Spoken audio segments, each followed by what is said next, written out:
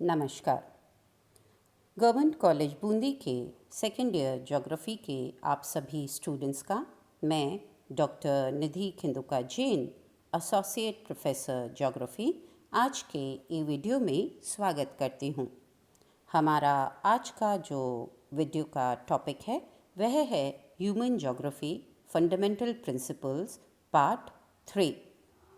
आप जानते हैं कि हम आपके सिलेबस के पेपर 1 मानव एवं आर्थिक भूगोल का अध्ययन कर रहे हैं और हमारे इस पेपर के अध्ययन में आपके सिलेबस के यूनिट 1 का ये टॉपिक है ह्यूमन ज्योग्राफी फंडामेंटल प्रिंसिपल्स।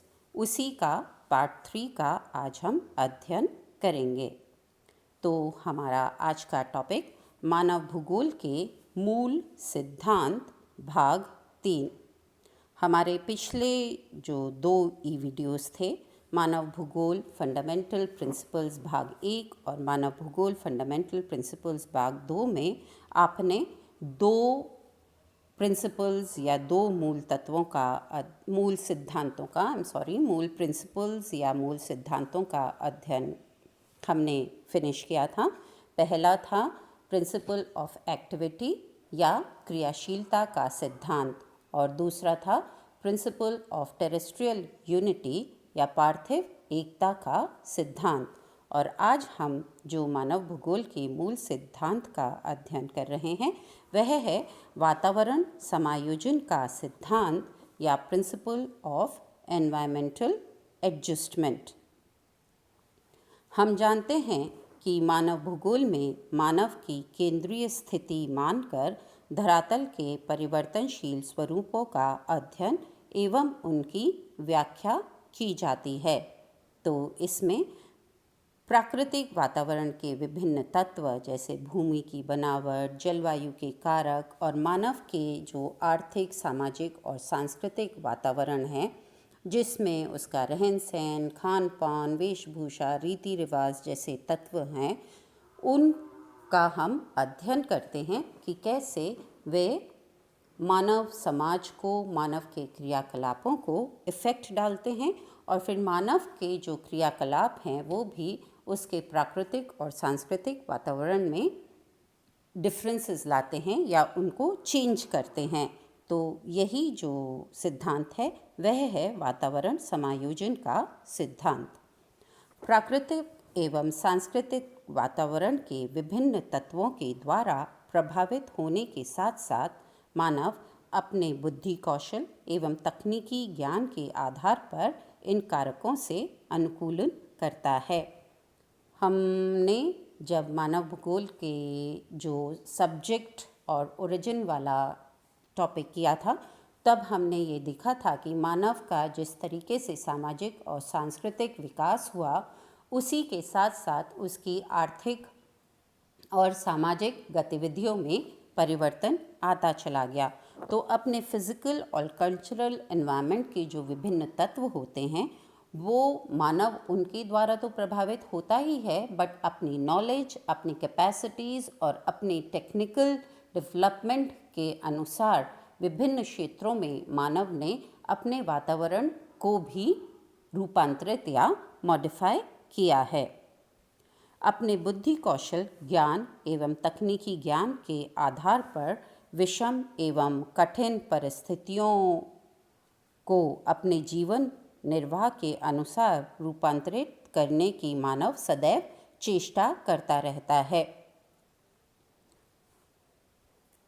इस अनुकूलन एवं रूपांतरण करने की प्रक्रिया को वातावरण समायोजन कहा जाता है। पृथ्वी के विभिन्न क्षेत्रों में सामाजिक, सांस्कृतिक, आर्थिक, प्राकृतिक तत्वों में विविधता पाई जाती है और जब मानव एक क्षेत्र से दूसरे क्षेत्र में जाता है तो उसे इस विभिन्नता का भी सामना करना पड़ता है और अपने जीवन निर्वाहन के लिए, अपने ग्रोथ और अपने डेवलपमेंट और अपने इकोनॉमिक अपलिफ्टमेंट के लिए उसे ये जो विभिन्न वातावरण होते हैं उनके साथ एडजस्टमेंट्स करने पड़ते हैं, क्योंकि पृथ्वी तल अनेक विविधताओं से युक्त है। हम जानते हैं कि पृथ्वी के जो विभिन्न भाग हैं वहाँ पर न सिर्फ प्राकृतिक वातावरण में डिफरेंसेस या वेरिएशंस पाए जाते हैं, किंतु सांस्कृतिक और आर्थिक वातावरण में भी डिफरेंसेस या वेरिएशंस या विषमताएं हमें देखने को मिलती हैं। और इन्हीं विषमताओं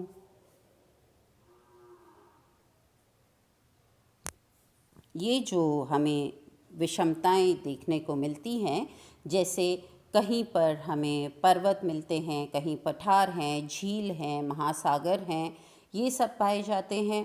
और जल और स्थल के वितरण में भी विषमता पाई जाती है, जैसे कि उत्तरी गोलार्ध में स्थल भाग अधिक हैं जबकि दक्षिणी गोलार्ध में जल भागों की अधिकता पाई जाती है।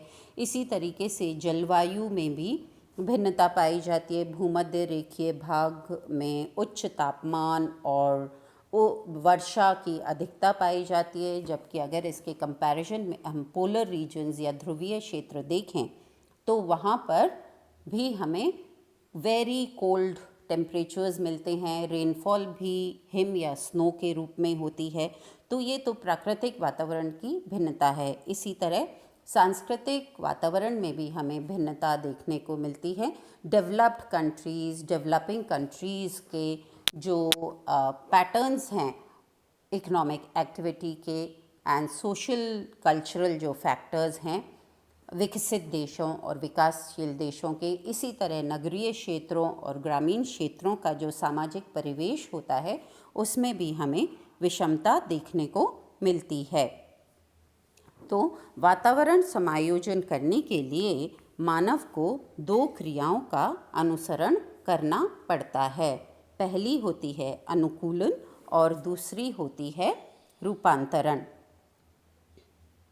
अनुकूलन या अडेप्टेशन, इसके अंदर जैसा कि नाम कहता है हम अपने आप को जो वातावरण है उसके अनुसार अडेप्ट करते हैं या अनुकूलित करते हैं। तो मानव द्वारा वातावरण के विभिन्न कारकों के प्रभाव के अनुसार मानव अपने आप को समायोजित करने की कोशिश करता है और यह जो समायोजन की क्रिया होती है उसे अनुकूलन कहा जाता है।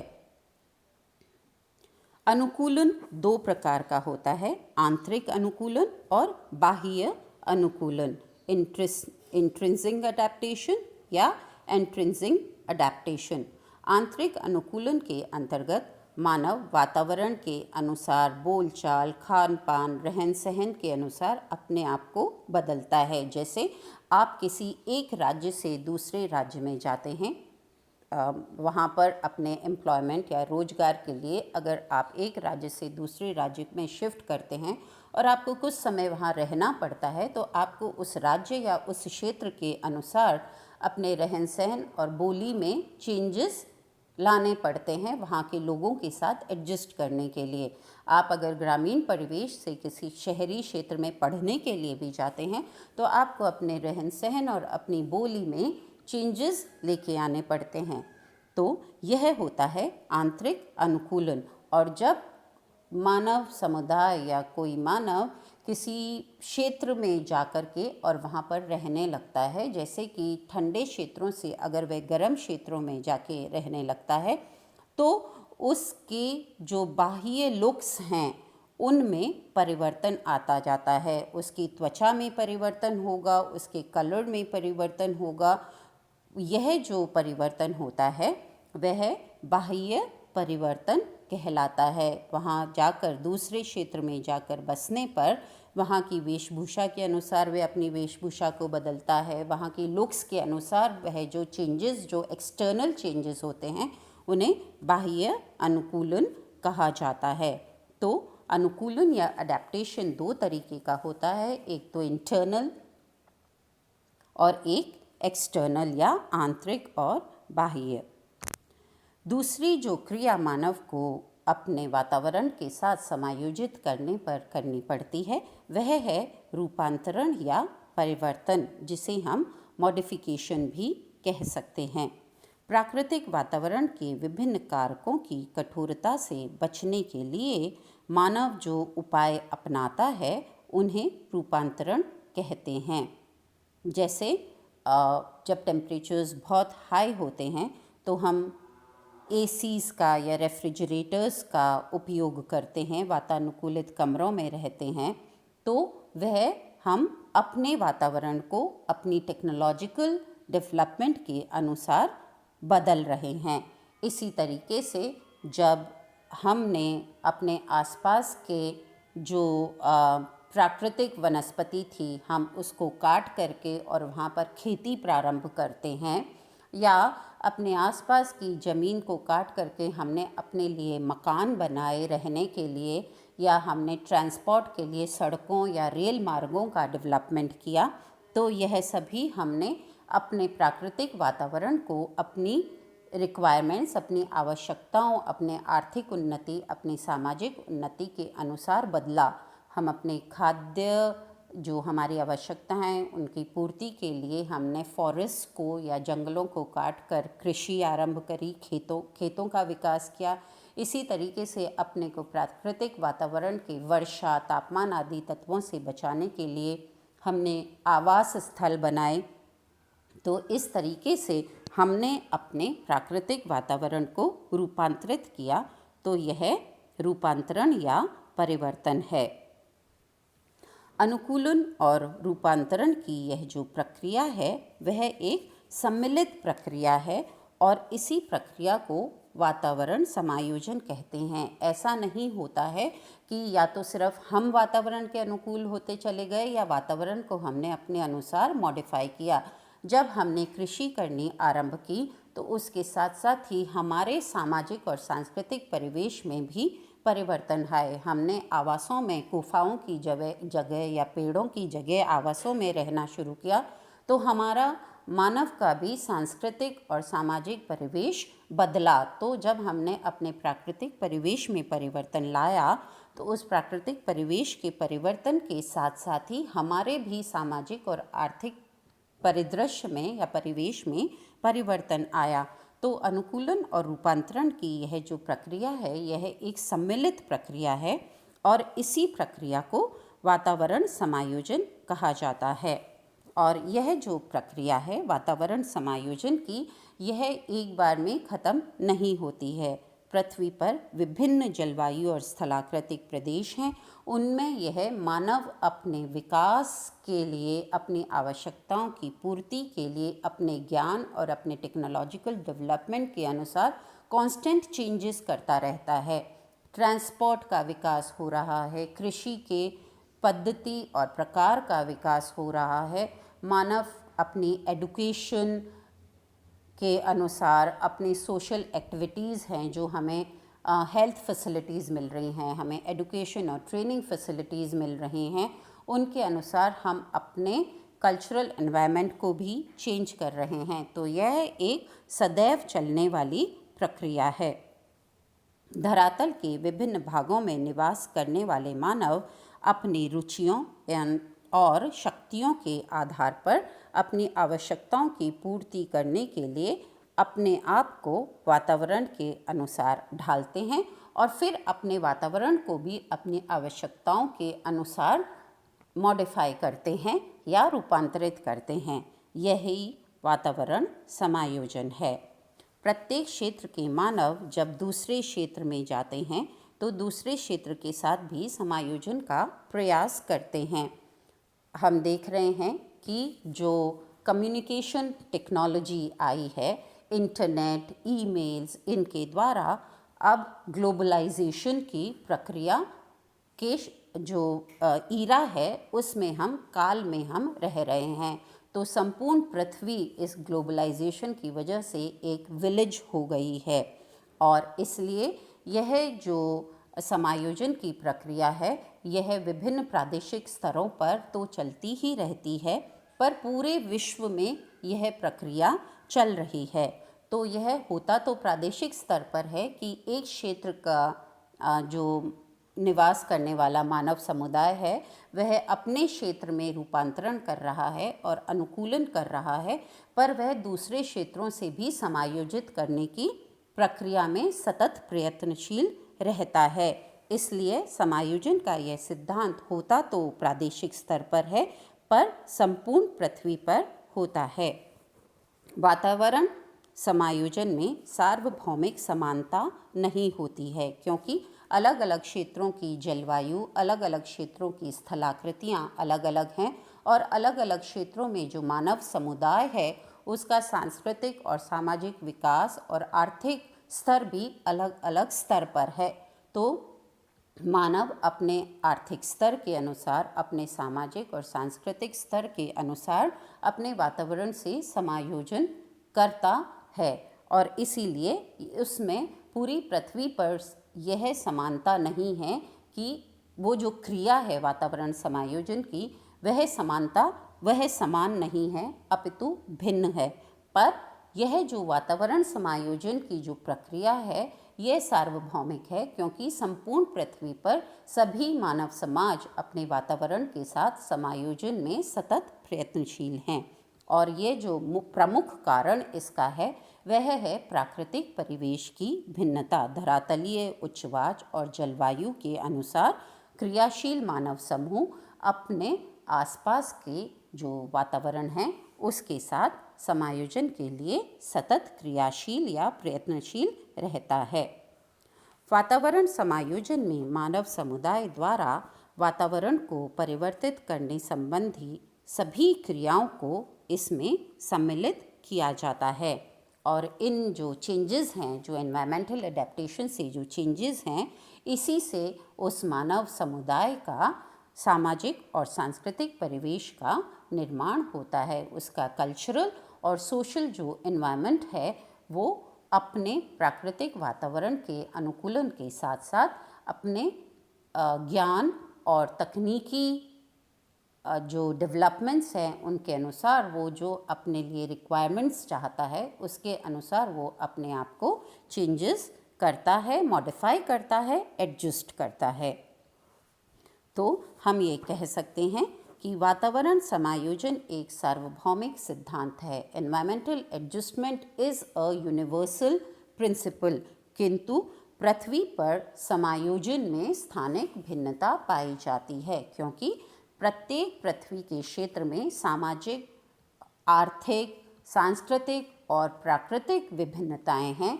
इसलिए यह जो समायोजन या मॉडिफिकेशन है उसके पैटर्न में, उसके प्रोसेस में या उसकी क्रिया में हमें पृथ्वी पर स्थानिक भिन्नता या क्षेत्रीय भिन्नता मिलती है, किंतु फिर भी जो वातावरण समायोजन का सिद्धांत है वह एक सार्वभौमिक सिद्धांत है, यूनिवर्सल सिद्धांत है, क्योंकि संपूर्ण पृथ्वी पर क्रियाशील मानव अपने वातावरण के साथ समायोजित होकर के उसको अपने आप को अडेप्ट करते हुए उसको मॉडिफाई करने में सतत लगा रहता है। तो यह था वातावरण समायोजन का सिद्धांत। यह आपके मानव भूगोल के मूल सिद्धांतों में से 3 जो मूल सिद्धांत हैं उसमें से एक था। इसके लिए जो आप रेफरेंस बुक यूज़ कर सकते हैं वह है मानव एवं आर्थिक भूगोल। यह डॉक्टर राम कुमार गुर्जर या R.K. गुर्जर और डॉक्टर B.C. जाट के द्वारा लिखी हुई है और पंचशील प्रकाशन जयपुर का यह पब्लिकेशन है। असाइनमेंट जो आपके इस ई वीडियो के लिए है, मैं आपको बार बार यह चीज़ रिपीट कर रही हूँ कि आप अपने मानव भूगोल के लिए एक डिफरेंट रजिस्टर बना लीजिए और आपको जो असाइनमेंट्स दिए जा रहे हैं उनको आप रेगुलरली करते रहिए, क्योंकि अगर किन्हीं भी परिस्थितियों के अनुसार हमें आपको इंटरनली असेस करना पड़ा तो हम आपको इन असाइनमेंट्स के द्वारा ही असेस करेंगे। तो आज के आपके 2 क्वेश्चंस हैं, ये दोनों लॉन्ग क्वेश्चंस हैं, 250 से 500 शब्दों में आप इन्हें कर सकते हैं। मानव भूगोल में वातावरण समायोजन के सिद्धांत से आप क्या समझते हैं, विस्तार से बताइए। और दूसरा क्वेश्चन है, मानव भूगोल के मूल सिद्धांतों को उदाहरण सहित समझाइए। समझाते हुए एक विस्तृत लेख लिखिए। तो यह आपके दोनों टॉपिक्स हैं। तो आज हमने आपके मानव भूगोल के मूल सिद्धांतों का अध्ययन कंप्लीट कर लिया है और अपने अगले ई वीडियो में हम मानव भूगोल के जो मूल तथ्य हैं, जो 3 जोग्राफर्स के द्वारा दिए गए हैं, मानव भूगोल के मूलभूत तथ्य या essential facts of human geography, हम अपने अगले ई वीडियो में उनका अध्ययन प्रारंभ करेंगे। धन्यवाद।